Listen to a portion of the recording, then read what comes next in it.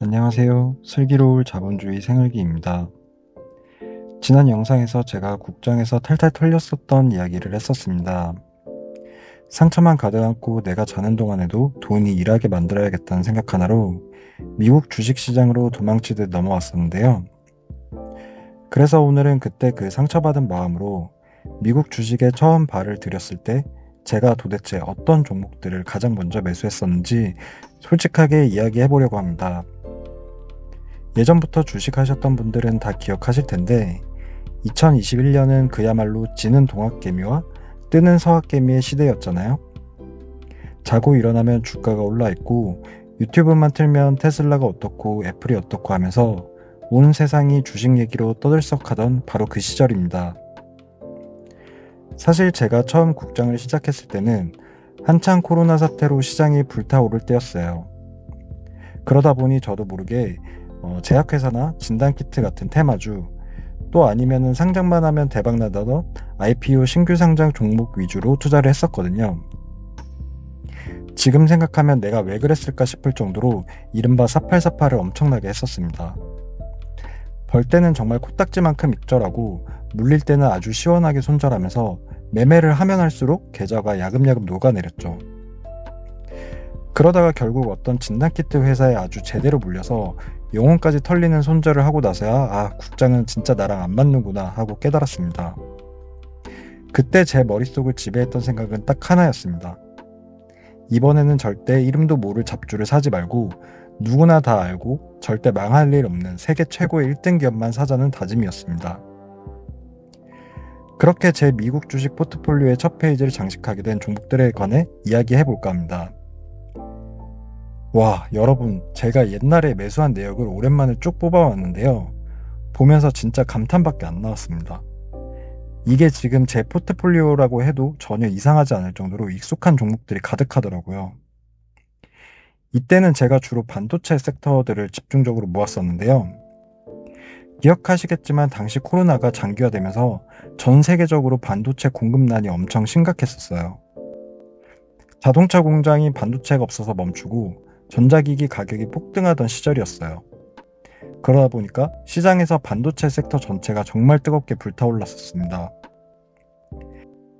게다가 당시에는 내연기관차에서 전기차로 시대의 중심이 이동하는 이른바 모빌리티 패러다임의 전환이 막 시작되던 단계였어요. 그 중심에 있던 테슬라가 시장에서 진짜 뜨거운 종목으로 주목받으면서 전 세계 투자자들을 잠 못 들게 하던 시절이었죠. 사실 솔직하게 말씀드리면 그 시절에는 지금처럼 AI라는 산업이 대중에게 잘 알려지지도 않았고 패러다임이 오기도 전이었어요. 저 역시 이걸 AI랑 엮어서 깊게 생각하지 못했습니다. 그저 전기차나 자율주행 같은 미래 산업이 오고 나서 세상이 디지털화 되려면 반도체 수요는 무조건 늘어날 수밖에 없다는 아주 단순하고 확실한 그런 밸류체인 관점으로만 접근을 했었죠. 그렇게 해서 고르고 골라 매수했던 바로 TSMC, 마이크론, 그리고 어플라이드 머터리얼즈 같은 종목들이었습니다. 그 와중에 마이크론 매수 단가를 보니까 와, 이건 진짜 지금 봐도 소름이 돋네요. 내가 정말 이 가격에 샀었다고 싶을 정도로 믿기지가 않습니다. 아마 앞으로 주식시장 역사상 이런 꿀같은 가격은 두 번 다시 안 올까 싶어요. 그리고 대망의 엔비디아입니다. 지금까지도 이건 제가 간직하고 있는 제 인생의 최고 종목이자 절대 팔 수 없는 반려 주식이 되었어요.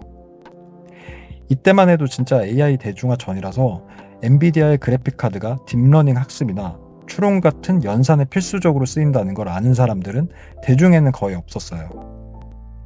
주식 전문가 사이에서도 약간 긴가민가 하던 시절이었죠. 제가 이걸 매수한 이유는 아주 단순한데요. 제가 워낙 게임을 좋아해요.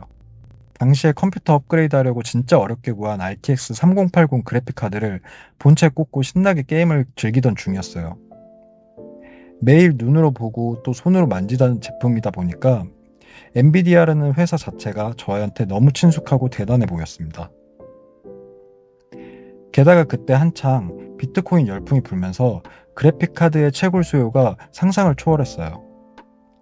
중고나라에 가보면 그래픽카드 중고 가격이 정가의 2배씩 뛰고 또 구하고 싶어도 못 구해서 난리도 아니었어요. 그걸 보면서 와, 이 회사는 진짜 앉아서 돈을 쓸어 담고 있겠구나 하는 확신이 들더라고요. 그래서 고민 없이 매수 버튼을 눌렀었던 것 같아요. 근데 기존 주주분들은 잘 아시겠지만 옛날에 엔비디아 별명이 횡보디아였어요. 이름은 정말 거창한데 주가가 진짜 지독할 정도로 박스권에 갇혀서 움직이질 않았습니다. 맨날 제자리 걸음만 하던 그 답답했던 주식이 몇 년 뒤에는 전 세계 시가총액 1위를 다투면서 이렇게 미친 듯이 폭등할 줄은 정말 꿈에도 몰랐어요. 그래서 주식은 엉덩이 무거운 사람이 이긴다는 말이 맞나 봅니다.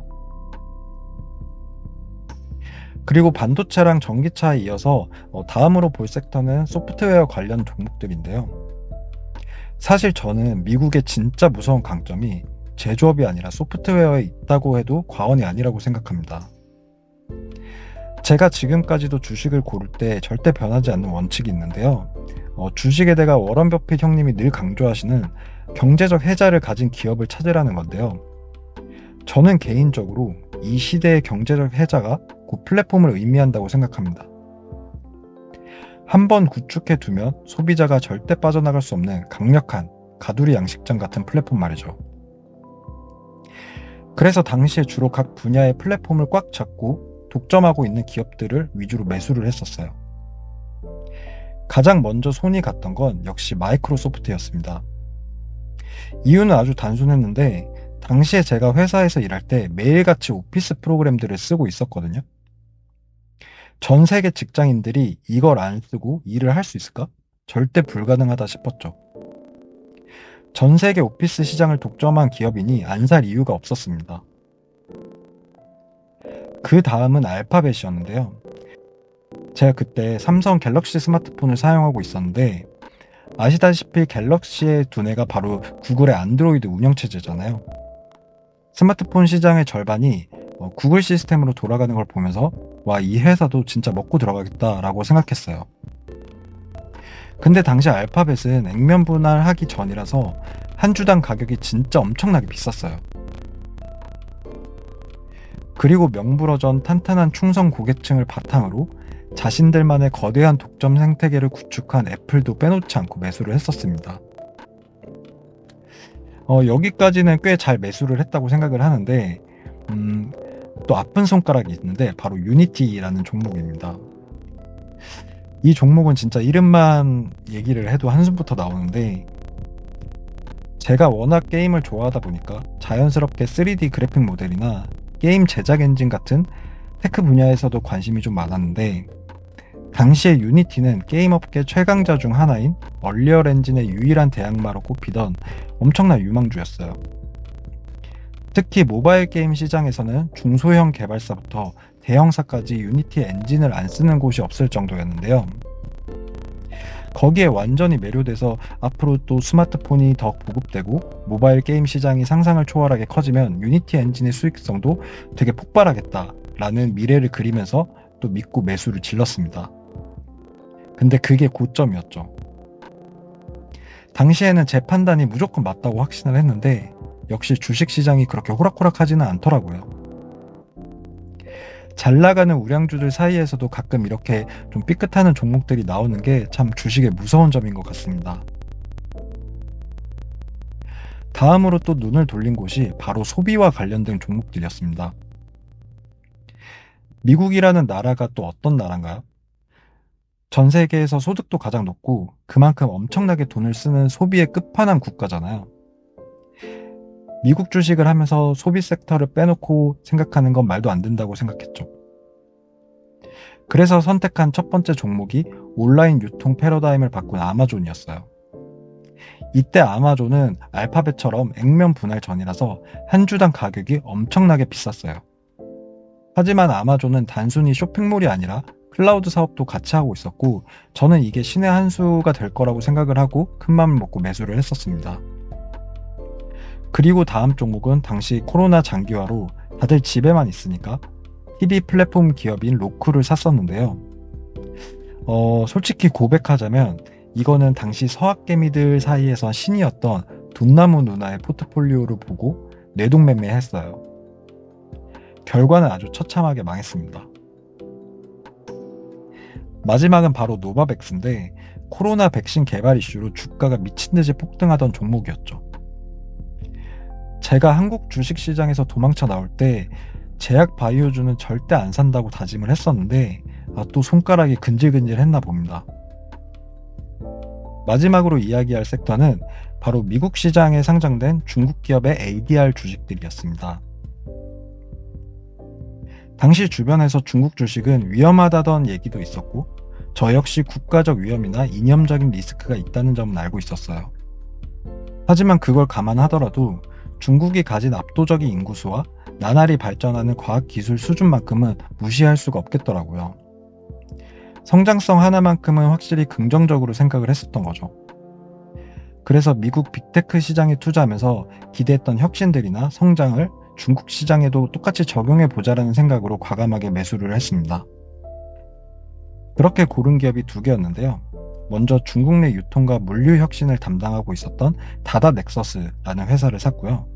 그 다음에는 중국의 유튜브라고 불리면서 젊은 층들을 꽉 잡고 있었던 영상 플랫폼 빌리빌리 주식을 매수했었습니다. 미국에 아마존과 유튜브가 있다면 중국에는 이 기업들이 제2의 거인이 되지 않을까 하는 마음으로 매수를 했던 기억이 나네요. 자, 지금까지 제가 예전에 매수했던 종목들을 반도체부터 전기차, 소프트웨어, 소비, 그리고 중국 시장까지 쭉 살펴봤는데 여러분들은 보시면서 어떤 생각이 드셨나요? 혹시 그 당시에 저와 비슷한 생각을 가지고 비슷한 종목들을 투자하셨던 분들도 계신가요? 물론 여기에 있는 종목들 중에서도 지금까지 제 계좌 중심을 든든하게 지켜주면서 가지고 있는 진짜 효자 주식도 있고 중간에 버티지 못하고 익절이나 손절을 해버린 주식들도 있어요. 심지어 어떤 종목들은 중간에 팔았다가 역시 이게 맞았어 하면서 훨씬 더 비싼 가격에 매수를 한 종목들도 있습니다.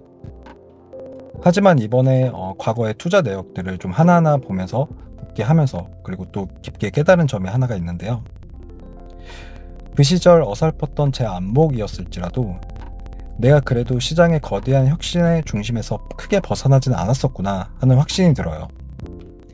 비록 지금은 주식시장을 이끌어가는 주된 패러다임이 AI라는 거대한 물결로 완전히 바뀌었지만 결국 그 안에서 주인공은 주목받는 핵심 섹터나 플랫폼 기업들이 신기하게도 그때 제가 골랐던 것들과 크게 다르지는 않더라고요. 그렇다면 현재는 어떤 포트폴리오를 가지고 살아남았을까요? 현재 포트폴리오나 제 투자에 대한 이야기는 다음 영상에서 더 자세하게 이야기해 보도록 하겠습니다. 오늘 제가 이야기했던 내용들이 여러분의 과거 경험과 비슷하셨다면 아래 댓글로 여러분의 반려 종목은 무엇인지 또 추억이 담긴 종목들은 무엇이었는지 편하게 남겨주세요. 오늘 제 이야기가 조금이나마 공감이 되셨다면 구독과 좋아요 꼭 부탁드리고요. 저는 다음 영상에서 다른 이야기로 또 찾아오겠습니다. 영상 시청해주셔서 감사합니다. 늘 건강하세요.